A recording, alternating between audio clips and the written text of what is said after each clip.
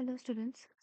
आज अपन इवोल्यूशन का third video start करेंगे एंड इस वीडियो में आज अपन देखने वाले हैं कि किस तरीके से हमारी अडेप्टिव रेडिएशंस जो हैं वो हमारे यूज़फुल होती हैं इवोल्यूशन को पढ़ने के लिए। एंड ऑल्सो हम मैकेनिज्म ऑफ इवोल्यूशन को भी यहाँ पर डिस्कस करने वाले हैं। तो स्टार्ट करते हैं बिना किसी देरी के।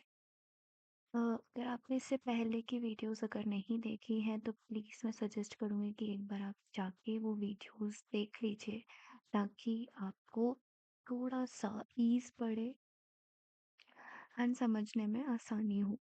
सो स्टार्ट करते हैं that what is adaptive radiations. अगर मैं अडैप्टिव रेडिएशन की बात करूँ तो बेसिकली यहाँ पर वर्ड आ रहा है रेडिएशन। तो रेडिएशन का मतलब तो स्प्रेड ऑफ, ठीक है, रेडिएट करना एक जगह से एक सोर्स ऑफ लाइट या एक सोर्स ऑफ एनर्जी से स्प्रेड करना, ठीक है। सो ड्यूरिंग हिज जर्नी, किसकी जर्नी, डार्विन, किस पे उन्होंने किया था, आपके गैलापागोस आइलैंड पर, ठीक है, एचएमएस बीकर के साथ। There he observed amazing diversity of the creature of particularly interest, a small beak bird later called the Darwin's finches, that amazed him। ठीक है। सो जो आपके डार्विन फिंचेस थे वो एक्चुअली में एक जैसी बर्ड्स थी, बट उनकी जो बीक्स का पैटर्न था वो अलग था। मतलब उनका एंसेस्टर जो थी वो ओरिजिनली जो थी वो कैसी थी, सीड ईटिंग थी। कैसी थी, सीड ईटिंग थी। बट उनके हैबिट्स अलग होने की वजह से, उनके हैबिटाट अलग होने की वजह से उनमें different different type of beak patterns देखे गए थे, ठीक है। So he realized that there were many varieties of the finches in the same island। मतलब उसी पर्टिकुलर आइलैंड पे आपको इस जगह दूसरी उसी टाइप की फिंचेस देखने को मिल रही है। इधर दूसरा बीक पैटर्न देखने को मिल रहा है, इधर दूसरा, इधर दूसरा, इधर दूसरा बीक पैटर्न देखने को मिल रहा है, ठीक है। So from the original seed eating features many other form with altered beaks arose, enabling them to become insectivorous and vegetarian finches। सो कुछ आपकी इंसेक्टिवोरस बन गई, कुछ वेजिटेरियन फिंचेस बन गई, जो कुछ आपकी सीड ईटिंग बन गई। So this process of evolution of different species in a given geographical area starting from a point and literally radiating to the other। मतलब एक पॉइंट से जो सीड ईटिंग ओरिजिनल फिंचेस थी उनसे डिफरेंट टाइप ऑफ फिंचेस का formation हुआ, ठीक है, because of their habit and habitat is called adaptive radiation. अब यहाँ पे एक उससे रेडिएट हो रही है बहुत सारी, so this is known as adaptive radiation. नाम में ही सब कुछ दे रखा है। अगर तुम इसको तोड़ोगे अडेप्टिव रेडिएशन को, तो अडेप्टिव इज बेसिकली व्हाट, कि आपके अडेप्टिव इज लाइक कि हम किसी एक जगह हैबिट पे रह रहे हैं और उसकी कुछ फीचर्स को अडेप्ट कर रहे हैं, ठीक है, इनकॉपरेट कर रहे हैं अंदर, ठीक है, जिसकी वजह से हमारे उस पर्टिकुलर में रहने की वजह से हमारे अंदर चेंजेस आते हैं। That is known as adaptive. अब रेडिएशन इसलिए बोला जा रहा है क्योंकि जो ओरिजिनल फिंचेस थी, जो ओरिजिनल फॉर्म था बीक का, उससे कहीं दूसरे हैबिट में रहने की वजह से डिफरेंसेस देखने को मिले थे। So Darwin's finches represents one of the best example of this phenomena। Another example दूसरा क्या था, ऑस्ट्रेलियन मार्सुपियल्स। अब यहाँ पे ऑस्ट्रेलियन मार्सुपियल्स भी आपके अडेप्टिव रेडिएशन का ही एग्जाम्पल है, but with the convergent evolution, but with the convergent evolution, ठीक है। अब थोड़ा सा यहाँ पे ट्रिकी हो जाता है, कन्वर्जेंट इवोल्यूशन भी बोल रही हूँ और अडेप्टिव रेडिएशन भी बोल रही हूँ। सो बेसिकली क्या होता है कि जो आपके ऑस्ट्रेलियन मार्सुपियल्स जो होते हैं वो ऑस्ट्रेलिया में रहते हैं, ठीक है, ऑस्ट्रेलिया में रहते हैं, बट उनका जो नेटिव ओरिजिन होता है वो डिफरेंट जगह से होता है। मतलब जैसे कि अगर मैं बात करूँ यहाँ पर, ठीक है, अगर मैं बात करूँ टेस्मेनियन वोल्फ की, तो वो उसका जब आप उसके एंसेस्टर्स को देखोगे तो वो डिफरेंट कंट्री के ओरिजिनेट कोऑर्डिनेट आपको देखने को मिलेगा, ठीक है, उनका डिफरेंट कंट्री का ओरिजिन देखने को मिलेगा। Same goes with tiger cat. अगर इनके एंसेस्टर्स देखोगे तो इनका डिफरेंट रहेगा, लेकिन ये सेम जगह पे रहते हैं, इस वजह से मैं इनको कन्वर्जेंट इवोल्यूशन बोल रही हूँ। एंड अडैप्टिव रेडिएशन इसलिए बोल रही हूँ क्योंकि ये कहीं न कहीं से तो आए हैं जिनका ओरिजिनल फ़ॉर्म अलग था, बट यहाँ एक हैबिटेट में रहने की वजह से इनका जो अडैप्टेशन है वो अलग हो गई, ठीक है? So for that particular purpose they are showing adaptive radiation, but in terms of evolution they are convergent evolution, ठीक है? आई होप ये चीज़ मैं तुम लोगों को समझा पाई होंगी clearly.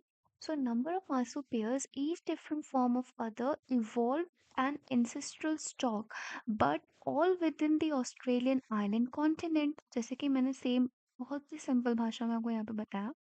When more than one adaptive radiation appear to have occurred in an isolated geographical area, one call this convergent evolution। अगर नहीं समझ में आया है तो यहाँ पे दोबारा से गौर करो। अब लेट्स से कि ये आपका ऑस्ट्रेलिया है, ठीक है? ये आपका ऑस्ट्रेलिया है।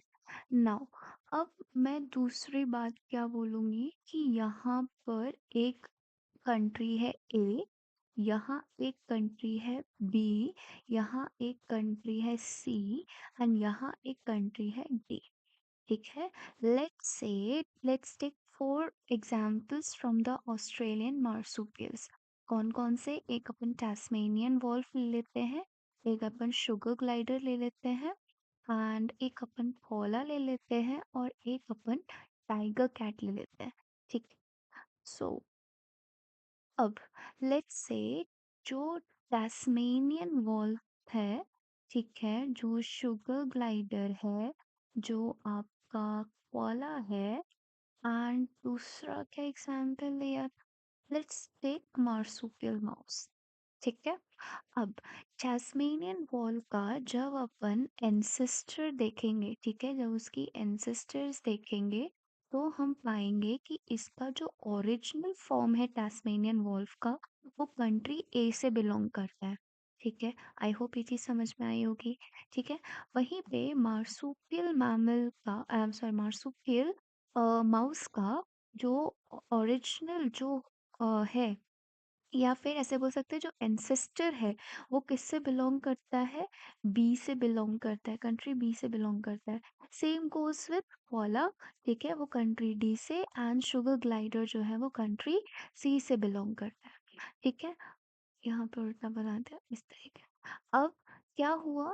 Due to the drifting of these particular genes, या फिर ऐसे बोल सकते हैं due to the shifting of the islands, पहले क्या था, सब एक ही लैंड मास था, ठीक है, लेकिन टेक्टोनिक प्लेट्स की वजह से सब इधर उधर हो गए, ठीक है, ऑस्ट्रेलिया अलग हो गया, मार्सुपियल अलग हो गया, सब इधर उधर हो गया, ठीक है। सो बेसिकली अब क्या होगा कि यहाँ पर जो टैस्मेनियन वॉल्फ था, जो ओरिजिनल वॉल्फ, ठीक है, जो ओरिजिनल वॉल्फ था, जब वो ऑस्ट्रेलिया आया तो उसने अडेप्ट करी चीज़ों को एंड वो टैस्मेनियन वॉल्फ में कन्वर्ट हो गया, ठीक है। तो इस वॉल्व के लिए क्या हुआ कि एक तरीके से यहाँ पे क्या हुआ, अडैप्टिव रेडिएशन हुआ। क्या हुआ? अडैप्टिव रेडिएशन हुआ। सेम इसी माउस जब अपनी ओरिजिनल जगह से ऑस्ट्रेलिया आया तो उसने चीज़ों को अडेप्ट किया, तो वो मार्सुपियल माउस बन गया। तो यहाँ पे बेसिकली क्या हुआ, अडैप्टिव रेडिएशन हुआ। सो एक से ज्यादा अडैप्टिव रेडिएशन, तो ये बेसिकली क्या हो रहा है, अडैप्टिव रेडिएशन हो रहा है, ठीक है? क्या हो रहा है? अडैप्टिव रेडिएशन हो रहा है यहाँ पे, ठीक है।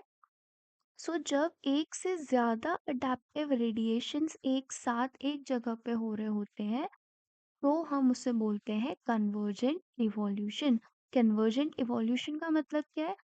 कन्वर्ज होना, ठीक है, एक जगह different different type of animals का आना, different different type of genes या स्पीशीज का आना। यहाँ पे क्या हो रहा है, different different type of species आ रहे हैं यहाँ पर। कुछ जो शुगर ग्लाइडर था, जो स्क्विरल थी, वो जब ऑस्ट्रेलिया में आई तो शुगर ग्लाइडर बन गई, क्योंकि वहां पे उसने चीज़ों को उस तरीके से इवॉल्व किया, कन्वर्ज हुआ। सो कन्वर्जेंट इवोल्यूशन आप एक तरीके से ऐसे देख सकते हो कि they are the analogous organs, ठीक है, एनालॉगस ऑर्गन का भी एग्जाम्पल है। जैसे कि अपन ने बात करी थी एनालॉगस ऑर्गन में कि वहाँ पर भी क्या होता था कि आपके बटरफ्लाई और बर्ड्स के अंदर के फोरविंग्स के जो पार्ट होता था वो डिफरेंट डिफरेंट था। ठीक है, उनका स्ट्रक्चर डिफरेंट था लेकिन वो कॉमन फंक्शन परफॉर्म कर रहे थे। तो these different species converge here to perform a to perform a common functions. That's why this is known as convergent evolution. I hope इससे ज़्यादा क्लियर पिक्टोरियल वे में मुझे नहीं लगता आज तक किसी ने समझा होगा। ठीक है? सो ये पूरी चीज़ आप मुझे लगता है समझ में आ गई होगी। Placental mammals in the Australia also exhibit adaptive radiation in evolving into a varieties of such placental mammals, each of which appear to be similar to corresponding marsupials, placental wolf and Tasmanian wolf marsupial। तो जो टास्मेनियन wolf का जो original form था वो actually placental wolf था। ठीक है, तो लेकिन जब ये प्लेसेंटल वॉल्फ ऑस्ट्रेलिया में आया उसने वहाँ की चीज़ों को अडेप्ट किया and that's why it is known as Tasmanian wolf और द मार्supial। सो वही चीज़ यहाँ पे लिखी हुई है। ठीक है, यहाँ पे आप डिफरेंट टाइप ऑफ मार्supial रेडिएशंस देख सकते हो। ये बेसिकली आपको एग्जाम्पल याद रखना है। एंड यहाँ पे उनके original placental mammals and Australian marsupials दे रखे हैं। तो मोल को आप बोलोगे मार्supial मोल, एंटीटर्स को बोलोगे नम्बैट, माउस को बोलोगे मार्supial माउस, लेम्यूर को बोलोगे स्पॉटेड कैस्कस, फ्लाइंग स्क्विरल को बोलोगे फ्लाइंग फेलेंजर, बॉब कैट को बोलोगे टास्मेनियन टाइगर कैट एंड वॉल्फ को बोलोगे टास्मेनियन वॉल्फ। ठीक है, तो आपको ये नाम एक्चुअली याद रखने हैं बिकॉज ये पूछ लिए जाते हैं कई बार। ओके, अब अगर अपन बात करें बायोलॉजिकल इवोल्यूशन की, सो बेसिकली बायोलॉजिकल इवोल्यूशन में अपन को देखना है कि किस तरीके से एक पर्टिकुलर चीज़ जो है वो आपकी, जैसे किसी भी तरीके का म्यूटेशन या किसी भी तरीके के चेंजेस जो आपकी स्पीशीज़ के लिए फेवरेबल हैं और आपको उस पर्टिकुलर एरिया में सर्वाइव करने में हेल्प कर रहे हैं, तो वो आपके लिए बेनिफिट होगा एंड नेचुरल सिलेक्शन के थ्रू आप आगे प्रोसीड करेंगे। So evolution by a natural selection in a true sense would have started when a cellular form of life with difference in the metabolic capacity originated on Earth। Basically इसका कहने का मतलब है कि जब बहुत ही इनिशियल फेज में, मतलब जब हम सेलुलर फॉर्म में थे, ठीक है, जब हमारी पूरा बॉडी का स्ट्रक्चर नहीं बना था, तब की अगर अपन बात करें, तो जिस सेल की मेटाबॉलिक कैपेसिटी हाई होगी एंड जितना ज़्यादा उसकी रिप्रोड्यूसिंग कैपेसिटी हाई होगी वो उतना ज़्यादा अच्छा सर्वाइव कर पाएगा। ठीक है, एज कंपेयर टू जिसकी मेटाबॉलिक कैपेसिटी लो होगी एंड जिसकी रिप्रोडक्टिव कैपेसिटी लो होगी वो कम सर्वाइव कर पाएगा। ठीक है, अब वही चीज़ आ जाती है सर्वाइवल फॉर द फिटेस्ट। अब जो जितना ज़्यादा मेहनत करेगा, जो जितना ज़्यादा पढ़ेगा, वो बहुत अच्छे मार्क्स लाएगा एंड वही सिक्योर कर पाएगा मेडिकल सीट को। ठीक है, इस तरीके से देखो। सो अगर अपन बात करें यहाँ पे मेटाबॉलिक कैपेसिटी जिस जिस सेल की ज़्यादा होगी, जिस भी सेल की रिप्रोड्यूसिंग कैपेसिटी मतलब डिवाइडिंग कैपेसिटी ज़्यादा होगी वो ज़्यादा सर्वाइव कर पाएगा एंड नेचर जो है उसी को ही सिलेक्ट करेगी। ठीक है, ताकि क्योंकि वो उसके लिए बेनिफिट है, उसको पता है, नेचर को पता है कि ये मेरे लिए काम करेगा, इसलिए नेचर उसे ही सिलेक्ट करेगी। ठीक है, the essence of the Darwin theory about the evolution is natural selection. Darwin theory के अकॉर्डिंग जो भी कुछ इवोल्यूशन में हो रहा है वो सिर्फ और सिर्फ नेचर जब सिलेक्ट करेगी वही होगा। ठीक है, so it's all about the natural selection. The rate of the appearance of the new form is linked to the life cycle और द लाइफ स्पैन। अब एक पर्टिकुलर स्पीशीज कितनी स्पीशीज या कितने प्रोजेनीज प्रोड्यूस कर सकता है वो उसकी लाइफ स्पैन या लाइफ साइकिल पर डिपेंड करता है। So microbes that divide fast have the ability to multiply and become millions of the individual within an hour। ये तो अपन को पता ही है कि हम जो माइक्रोब्स होते हैं वो विदिन अ मिनट्स डिवाइड करते जाते हैं। ठीक है, सो एक घंटे में वो कई सारी प्रोजेनीज प्रोड्यूस कर सकते हैं। अब यहाँ पे एग्जाम्पल के तौर पे दिया है कि अगर जैसे अपन बात करें, a colony of the bacteria say a growing on a given medium has built in variation terms of ability to utilize a fat component. अभी मैं समझाती हूँ, अभी सिर्फ रीड कर रहे हैं। ठीक है, change in the medium composition would bring out only that part of the population, say B, that can survive under the new conditions। In the due course of time, this variant population outgrows the other and appear as a new species. This would happen within days. Now, अब इसको अपन समझते हैं एक pictorial form में. So just give me a second. मैं यहाँ एक slide insert कर देती हूँ सो दैट समझ में आ जाएगा. ओके, सो बेसिकली एक हमने कॉलोनी ली एंड इसके अंदर बैक्टीरियाज प्रेजेंट है. लेट्स सपोज ए बैक्टीरिया है, से ए. ठीक है, इस ग्रुप का नाम क्या है? ए. लेकिन अब ये जिस कल्चर पे ग्रो कर रहा है, ठीक है, वो इनके लिए फेवरेबल था. ठीक है, एंड लेट्स से कि किसी एक बैक्टीरिया में म्यूटेशन हुआ. किसी एक बैक्टीरिया में म्यूटेशन हुआ. ये वाला जो बैक्टीरिया है, ये म्यूटेटेड बैक्टीरिया है. क्या है? म्यूटेटेड बैक्टीरिया है. ठीक है, अब यहाँ पे म्यूटेशन हुआ इस बैक्टीरिया में बट ये ग्रो कर रहा है. ठीक है, अब क्या हुआ? मतलब ये जो यहाँ पे अभी जो कल्चर मीडिया प्रेजेंट है, अभी जो कल्चर मीडिया यहाँ पे प्रेजेंट है उस पे ये बैक्टीरिया भी ग्रो कर रहा है एंड ये रेड वाले बैक्टीरिया भी ग्रो कर रहा है. अब क्या हुआ कि हमने चेंज कर दिया कल्चर मीडिया. क्या कर दिया?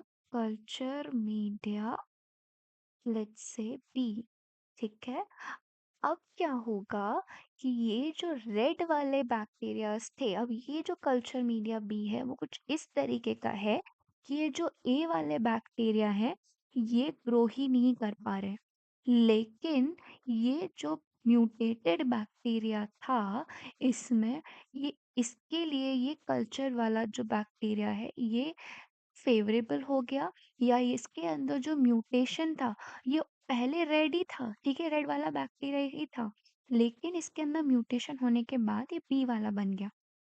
अब ये जो म्यूटेशन था वो इसके लिए फेवरेबल हुआ. ये ऐसे पता चला कि जैसे ही हमने कल्चर मीडिया चेंज किया तो जो रेड वाले बैक्टीरियाज थे, ए वाले जो बैक्टीरियाज थे उनकी ग्रोथ नेग्लिजिबल हो गई और बी वाले के बैक्टीरियाज की ग्रोथ बढ़ गई. तो इससे हमें क्या पता चला कि ये जो म्यूटेशन है ये नेचुरली उसने सिलेक्ट किया नेचर ने कि भाई ये वाला म्यूटेशन जो है आपके अंदर जो हुआ है वो आपको फेवर कर रहा है, आप अच्छे से ग्रो कर पा रहे हो, इसलिए अब आप आगे बढ़ोगे, आप स्पीशीज लेके जाओगे, ना कि ये वाला. आई होप ये चीज समझ में आ गई होगी. ठीक है, no, for the same thing to happen. अब ये तो एक दिन की बात हुई, लेकिन अगर यही बात फिश में करनी है, यही बात एनिमल्स में करनी है, so it will take trillions of years, million of years कि आपकी इन फिशेस और एनिमल्स में इस तरीके के चेंजेस आए, क्योंकि हमारी लाइफ स्पैन काफ़ी बड़ी है, हमारा बॉडी काफ़ी बड़ा है, बैक्टीरिया तो छोटू सा होता है. ठीक है, so here we say that the fitness of B is better than the A. क्यों? क्योंकि बी जो है कल्चर मीडिया चेंज करने के बाद बहुत अच्छी तरीके से रिप्रोड्यूस कर पा रहा था, लेकिन वहीं पे ए की बात करें तो वो रिप्रोड्यूस नहीं कर पा रहा था नए कंडीशन में. ठीक है, इसलिए नेचर ने उसको सिलेक्ट किया. Now, one must remember that so-called the fitness is based on the characteristics which are inherited. अब ये जो फिटनेस वर्ड है वो एक्चुअली हमारी क्या है? Reproducing capacity. सो हम जितना ज़्यादा रिप्रोड्यूस कर पाएंगे हम उतने ज़्यादा उस पर्टिकुलर एनवायरनमेंट में रह पाएंगे. ठीक है, अकॉर्डिंग टू द डार्विन. सो ये जो फिटनेस जो है वो भी इनहेरिटेड ही है. ठीक है, so hence there must be a genetic basis of getting selected and to evolve. So it's all about कि आपका जीन कैसा है. अगर जीन अच्छा है, फेवर कर रहा है, तो ऑफ सी बात है आप आगे बढ़ते जाओगे. Now another way of surviving the same thing is the same organism are better adapted to survive in otherwise hostile environment. अब एक तरीके से दूसरी चीज़ अगर अपन इस चीज़ को बोले तो कुछ ऑर्गेनिज्म जो है वो दूसरे एनवायरनमेंट में हार्श कंडीशन में सर्वाइव कर जाता है. जैसे कि इसको अपन एक बहुत ही सिंपल लैंग्वेज में समझे तो बेसिकली ऐसा है कोई 2 लोग खड़े हैं, ठीक है? एक को आदत है काम करने की, लेकिन एक को ऐसा है कि दोनों जैसे लेट्स सपोज़ कि एक आदमी है, ठीक है? से ए एंड ये एक आदमी है से बी। अब ये वाला जो आदमी है, ये क्या कर सकता है, ये आपके खाना भी बना सकता है, ठीक है? कुक भी कर सकता है एंड ये काम भी कर सकता है। लेकिन अभी ये मेजरली क्या कर रहा है, काम कर रहा है। लेकिन वहीं पे अगर बी की बात करें तो ये सिर्फ़ काम कर सकता है, जो बाहर के जो काम होते हैं सिर्फ़ वही कर सकता है। क्या हुआ कि दोनों के घर में मेड नहीं आई, ठीक है? या किसी भी वजह से खाना नहीं बन पा रहा। ठीक है? तो अब क्या होगा कि ए वाला तो कुक कर लेगा, लेकिन बी वाला कुक नहीं कर पाएगा। तो उस पर्टिकुलर टाइम के लिए जो ए है, वो सर्वाइव कर जाएगा और बी सर्वाइव नहीं कर पाएगा। ठीक है? सो इस तरीके से आप अगर अपने नॉर्मल एनवायरनमेंट से, हॉस्टाइल एनवायरनमेंट से हट के अगर आपको कंडीशन दी जा रही है और आप उसको सर्वाइव कर पा रहे हो, सो कांग्रेचुलेशंस, नेचर आपको सिलेक्ट कर लेगा। ठीक है? Adaptive ability is the inherited, it has a genetic basis, fitness is the end result of the ability to adapt and get selected by the nature, as I have said right now. कि this is the most important line पूछी जा चुकी है। Branching, descent and natural selection are the two key concepts of the Darwinian theory of evolution। ये पूछी जाती है कि two key concepts of the Darwinian theory of evolution क्या है? So it's a branching, descent and natural selection। Even before Darwin, a French naturalist Lamarck, जो कि बहुत बड़े साइंटिस्ट थे, he said that evolution of the form had occurred but driven by the use and disuse of the organ। Lamarck अपने आप में बहुत बड़े साइंटिस्ट थे, पर उन्होंने ये वाली थ्योरी इतनी खतरनाक, इतनी बेतुकी दी थी कि उसके बाद से उनका डाउनफॉल स्टार्ट हो गया। सो बेसिकली उनके कहने का मतलब ये था कि जो ऑर्गेनिज्म जितने ज़्यादा ऑर्गन को यूज़ करेगा, मतलब एक ऑर्गन को जितना ज़्यादा यूज़ करेगा, उसका वो ऑर्गन जो है वो बढ़ता चलाएगा। तो उन्होंने एग्जाम्पल दिया था जिराफ का।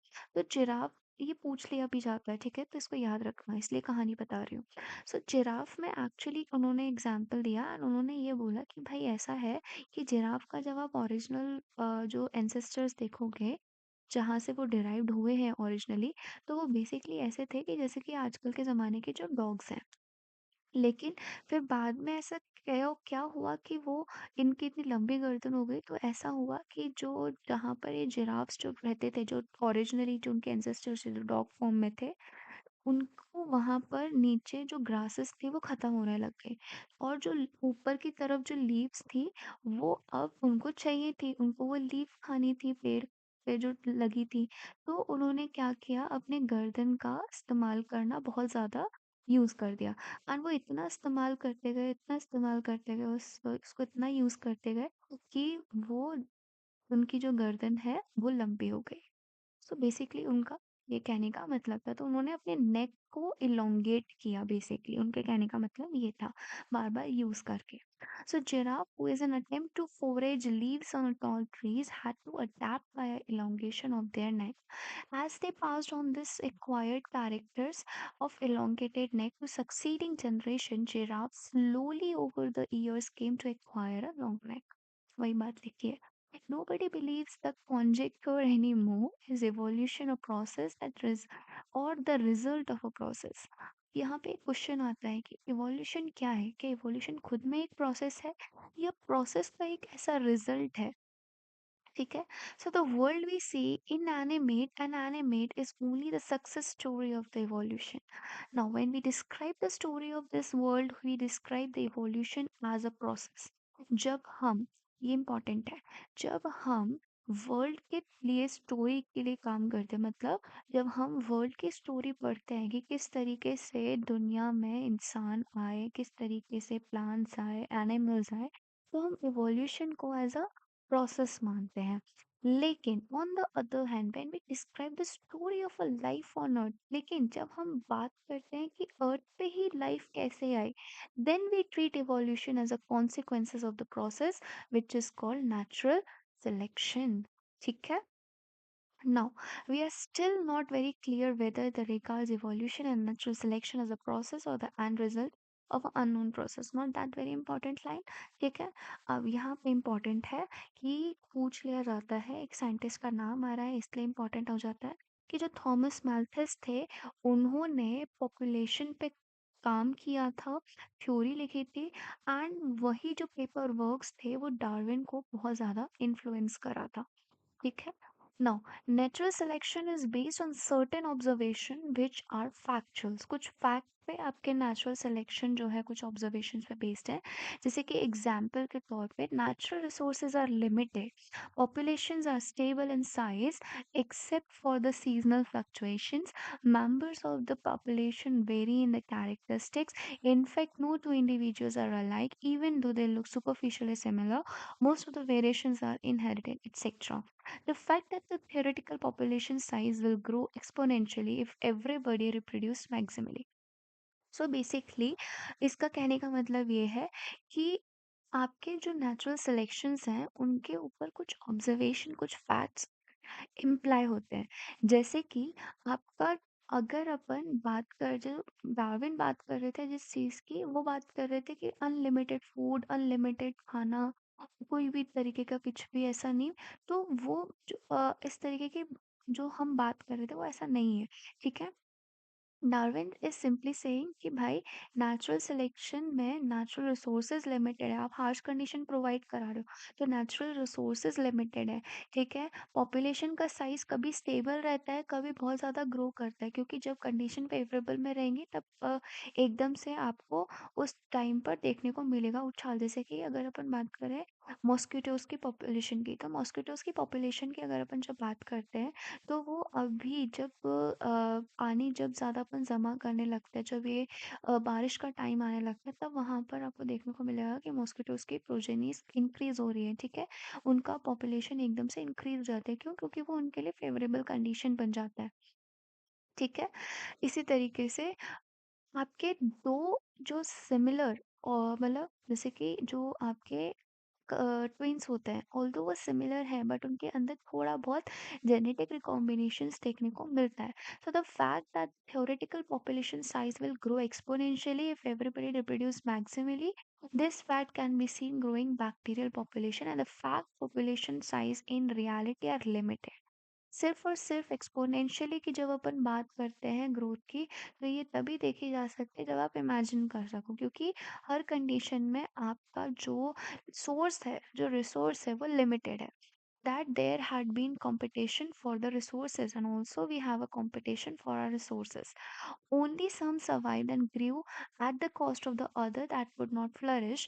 The novelty and the brilliant insight of the Darwin was this: he asserted that the variations which are heritable and which make resource utilization better for few will enable only those to reproduce and leave more progeny। सो बस Darwin का सीधा सा कहना ये था कि भाई वो स्पीशीज ही आगे जाके या वो ही पर्टिकुलर जीन आगे जाके अपने आप को एक्सप्रेस कर पाएगा, वही स्पीशीज अपने आप को दिखा पाएगी पूरी तरीके से जो हार्श कंडीशन में सर्वाइव कर जाएगी। ठीक है, so hence for a period of a time और over a many generation survivors will leave more progeny and there would be change in a population characteristics and new form appears to arise। जैसे कि मैंने वो bacteria वाला जो example लिया था, same वही चीज़ का एग्जांपल लेके इस पूरे कॉन्सेप्ट को पढ़ो। ठीक, तो this was all about your कि डार्विन किस तरीके से बायोलॉजिकल इवोल्यूशन को देखता है। आता है मैकेनिज्म ऑफ इवोल्यूशन। ये जो पार्ट है ना, इसमें सीधा सा एक सिंपल लाइन है जो कि कई बार पूछी जाती है। So, what is the origin of this variation and how does this speciation occur? तो basically वेरिएशन किस तरीके से ओरिजिनेट हुआ और स्पीसिएशन कैसे हुआ वो देखना एक इम्पॉर्टेंट पार्ट था। So even though Mendel had talked of inheritable factors, मतलब जीन्स जिनको हम इनहेरिट कर सकते हैं, influencing phenotype, Darwin either ignore these observation और केप्ट साइलेंस।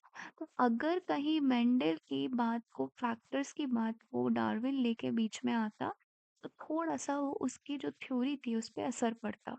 ठीक है? तो या तो उसने इन ऑब्जर्वेशंस को, इन जीन की बात को उन्होंने इग्नोर किया या तो वो इस बात पे चुप रहे। So in the first decade of the 20th century again a very important scientist Hugo de Vries based on his works on the evening primroses, ये वाला लाइन जो है पूछ लिया जाता है तो प्लीज इसको याद रखना कि ह्यूगो डे व्रीज ने इवनिंग प्राइमर्स पे उन्होंने अपना काम किया था, brought forth the idea of the mutation, large differences arising sudden in a population। तो ये पूरी लाइन उठ के एज इट इज ही पूछ ली जाती है। ठीक है? उनका कहना ये था कि जो म्यूटेशंस होते हैं, किनका कहना था? आपके ह्यूगो डे व्रीज का। So he believe that it is a mutation which causes evolution. उनका कहना था कि जो म्यूटेशन है वही इवोल्यूशन कॉज़ करते हैं, ना कि कोई माइनर वेरिएशंस जो कि इनहेरिट करते हैं हम, जिनकी डार्विन बात कर रहे थे। तो म्यूटेशन से इवोल्यूशन होने की बात कौन कर रहा है? ह्यूगो डे व्रीज बात कर रहे थे। ये चीज़ याद रखना, ये पूछ ली जाती है। So mutations are the random and the directionless. अब म्यूटेशन कैसे है ये लाइन भी पूछ ली जाती है, तो इसको याद रखना। म्यूटेशंस कैसे है? रैंडम है, कभी भी हो सकता है और कहीं भी हो सकता है। लेकिन वहीं पे तो डार्विन जिन वेरिएशंस की बात कर रहे थे वो छोटे होते हैं एंड डायरेक्शनल होते हैं, एक पर्टिकुलर डायरेक्शन में ही चलते हैं। So evolution for the Darwin was gradual, while De Vries believe mutation caused speciation and hence called salitation. Again, a very important line. अगर डार्विन के टर्म्स में बात करें तो इवोल्यूशन एक ग्रेजुअल प्रोसेस है, वहीं पे अगर अपन डेवरीज की बात करें तो वो जो डेवरीज के अकॉर्डिंग म्यूटेशन की वजह से इवोल्यूशन होता है एंड इसी की वजह से स्पीसिएशन यानी कि नए स्पीशीज का फॉर्मेशन होता है, जिसको उन्होंने सैल्टेशन बोला था। सैल्टेशन का मतलब होता है सिंगल स्टेप, एक ही स्टेप में बहुत बड़ा म्यूटेशन और नई स्पीशीज का फॉर्मेशन।